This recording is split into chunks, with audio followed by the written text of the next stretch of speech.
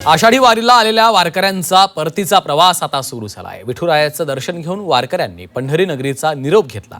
दरम्यान आलेल्या वारकऱ्यांना सुरक्षित प्रवास करण्यासाठी राज्य परिवहन महामंडळाकडून विशेष सोय देखील करण्यात आलेली आहे। मोठ्या संख्येने राज्याच्या कानाकोपऱ्यातून वारकरी हे पंढरपुरात दाखल होत असतात। आता पांडुरंगाचं दर्शन घेतल्यानंतर आषाढी एकादशी संपल्यानंतर हे वारकरी परतीच्या वाटेने निघालेले आहेत।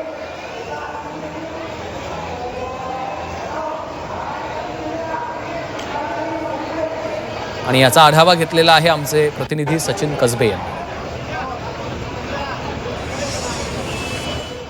माघारी पंढरी नाथा तिथे दर्शन झाले। आता काल आषाढी एकादशीचा सोहळा पंढरपूरमध्ये आणि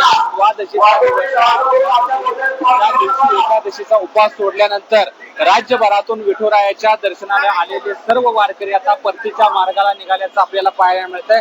आता आपण पंढरपूर मधील चंद्रभागा बसस्थानक परिसरामध्ये आहोत। अशाच प्रकारची 4 ते 5 बसस्थानक राज्य परिवहन महामंडळाच्या माध्यमातून करण्यात आलेली आहे।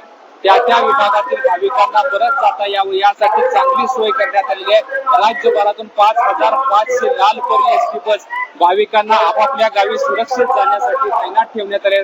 जवळपास 13,000 कर्मचारी, चालक, वाहक, या वाहतूक नियंत्रक यामध्ये भाविकांना एसटी मध्ये सुरक्षित वाहतूक न्यान करण्यासाठी तैनात करण्यात आलेले आहेत। आणि या माध्यमातून हे वारकरी आपल्या गावी सुरक्षित परतावेत असं नियोजन राज्य परिवहन महामंडळाच्या माध्यमातून करण्यात आलं। आपण बघतोय पंढरपुरातलं हे बसस्थानक आहे आणि या बसस्थानकावर सर्व भाविकांची एकच लगबग आहे, आपल्या गावाला जाणारी एसटी बस पाहावी, त्यात बसावं आणि पंढरपूरचा निरोप घ्यावा। अशा पद्धतीचं वातावरण सध्या या ठिकाणी पाहायला मिळतंय। कॅमेरा पर्सन राजू मिसाळसह सचिन कसबे, 24 तास, पंढरपूर।